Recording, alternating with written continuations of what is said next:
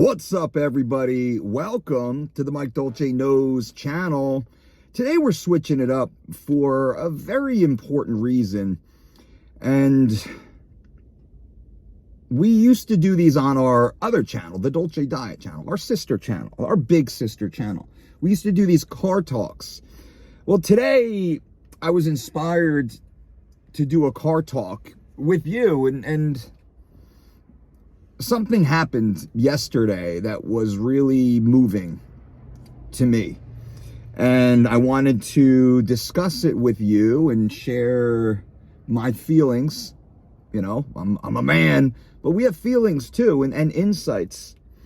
So we moved back here to the beach, which was my dream, to move back to the same area that I grew up.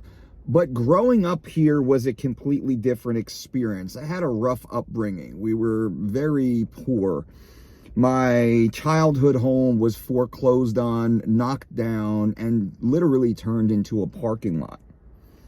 I left this town like a bad Bruce Springsteen song, and I had this chip on my shoulder where I just wanted to be successful. Right? I wanted to make it. I wanted to make something of myself. And when I look back, I already achieved high levels of success while I still lived here. I had, good job, career. I had some of the trappings. I even had a condo on this very same beach when I left. But I was completely unfulfilled, and I was chasing something. Right? So that's going back to 2004, 2005. We're talking almost 20 or so years now. Now we fast forward through my life, and I believe that I had made it, and I buy a house on the beach. One of the nicest streets in this town, a few blocks away from the parking lot where my home used to sit. Right, it was the neighbor. I lived next to a funeral home, small little town funeral home. The funeral home bought the deed in the sheriff's sale. They knocked down our house and they extended their parking lot. So just a few blocks away, I bought my own house, beach house, as a testament to myself in a way, right? And I look back and I'm very this is honesty, transparency. There was ego gratification in that, but also my desire to raise my children in a very safe environment, to give them the things that I never had. And that's really my motivation as I sit here now. And as since even before my oldest daughter, who's now 7, a year or so before she was born, my wife and I were very specific on our plans, on our intentions, on changing everything about our lives to be the best parents we could. We were planning this a year before we even gave birth. We understood what we wanted to do.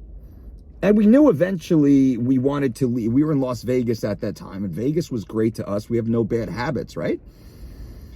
So we knew we wanted to live somewhere. And eventually we realized, after traveling the country and staying in these beautiful Airbnbs around the country, that it was going to go full circle. Our story would go full circle. We would buy this beautiful beach house, fall asleep to the sound of the ocean, the smell of the salt air, and raise our children in the same surroundings that we grew up in. And my wife was from very humble beginnings in her own right. We wanted to raise our children correctly, and that's what we did. So for the last 4 years, we've been living this great beach existence, which we love, and we've made amazing friends with our neighbors. And I would say in many ways, our neighbors have become family in ways that our own family is not. Right? Our neighbors, we get together, we celebrate each other's birthdays. We call them porch parties. The text messages go out. We have these great little BYOB, little porch parties to celebrate monthly whose birthday it might be, and little backyard barbecues and Christmas get-togethers. And it's amazing. Again, we've created this family, just amazing humans all around us. And one of which is my neighbor. We share a property line. He's an older gentleman living by himself in this beautiful, sprawling beach house. Way too much house for one person. And he's got a boat, and he's got this big RV, and he's got the Hummer, and he's got a great stories. And I would spend quite a bit of time with the older gentleman, right? The older statesman, the veteran. And I'd just suck up his wisdom and, just spend some time. But he really liked the drink. I'm not that guy. He really enjoyed the drink, and much of his life was devoted to the drink. And as time went on, I realized the drink had destroyed much of his life, had taken away much of his life, had taken away, in my opinion, and some of these came from stories that he had told. And, I'm not going to give any personal details per se, but the bottle had taken away so much of his life. So here is an individual with all the trappings of happiness and attainment, beautiful beach house, all the toys, an amazing life filled with stories. But as I delved just a little deeper over the last 4 years, this sadness and the regret, those were the more common themes of the story. As we would sit, I'm pushing the lawnmower and he's whacking the weeds, or just whatever the thing is. We'd have these chit chats, and I would just do the listening. And there was always a drink nearby. So now we fast forward once again. He's not outside. Over the last year or so, he's not outside anymore. His house is falling in disrepair. Neighbors, one other great neighbor on the other side of his property, and then myself and my daughters would do our best to take care of his property. When it snows, the first thing we would do is we would shovel out his house and shovel his walkways and his stairs and salt his property and whatnot. Mid-60s or so. Later 60s, not certainly by this day and age, not old, but not in good shape. And we wouldn't see him anymore. And we took this to mean that he had some challenges, some health challenges. And we always kept an eye out, and I didn't see him anymore. And I missed a lot of the conversations that we had, and some of those small little 15-minute, little kernels of wisdom that always made me reflective and grateful for my life and the things that I had, and kind of reinforced a lot of the decisions of family that Brandy and I had made over the course of our 21-year relationship, 22-year relationship now. Well, yesterday Brandy calls me crying because the ambulances are there. And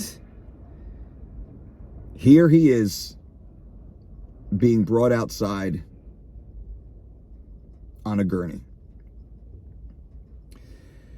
So he had succumbed to liver failure.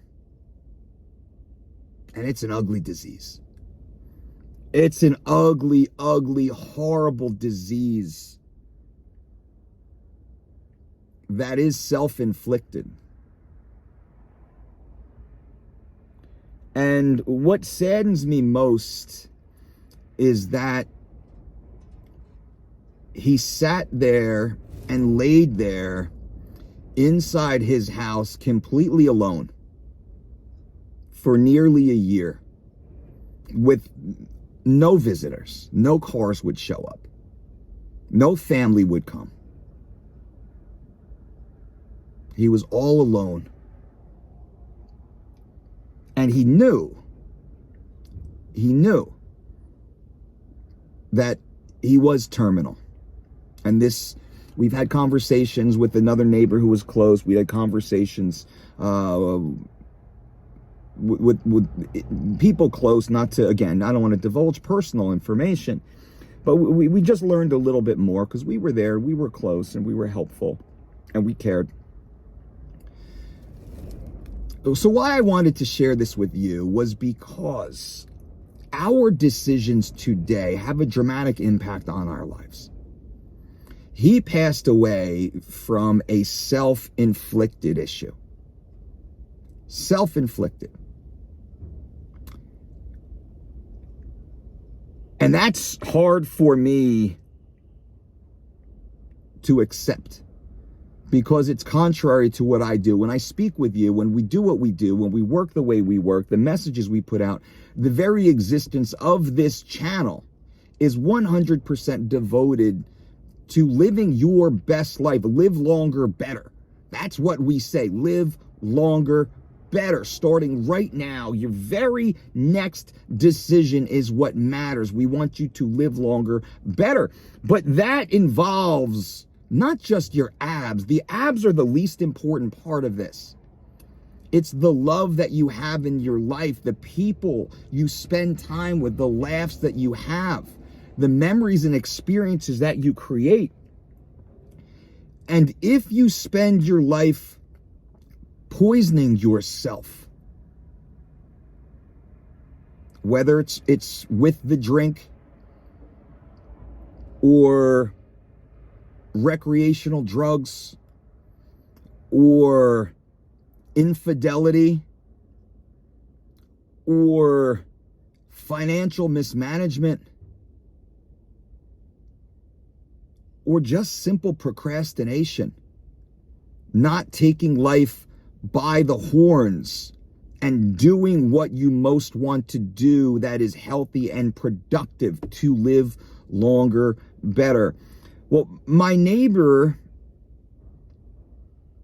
sweet man, he was a sweet man who struggled and never vanquished his demons. And I'm not sympathetic to that.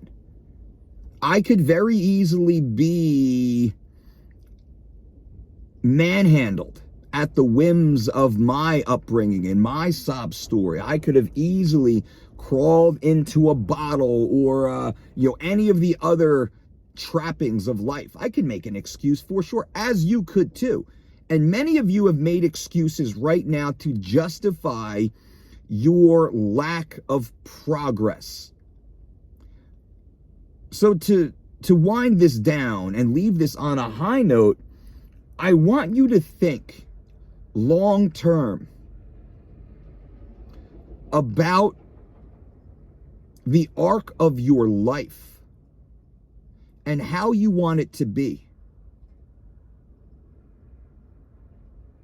Will it be filled with joy and love and laughter, surrounded by people who simply want to be near you during the good times and bad, because good times will come and bad times will come. And all of this starts with today, right now. Our very next decision is the only decision that matters. Our last decision doesn't matter. As soon as it's done, as soon as it's made, we must move on from that and change. With our future as the goal, our progress as the goal. So hopefully there was a benefit to me chatting with you and sharing this with you. I would suggest you think long and hard about your life and the regrets that you have, and not to hide those, and not to pretend those don't exist, and not to stuff them deep down in your soul. What I suggest is you bring those regrets to life. You bring them out in the open. You shine the light on them. And you walk forward with them. We say hold their hand, but now you're in charge. You can't use them as an excuse anymore. You have a very clear destination. You know exactly where you're going. You're moving forward. So I appreciate you guys being here for this. I'm not going to ask you to like or subscribe or comment, all that other. That's not what this video is about.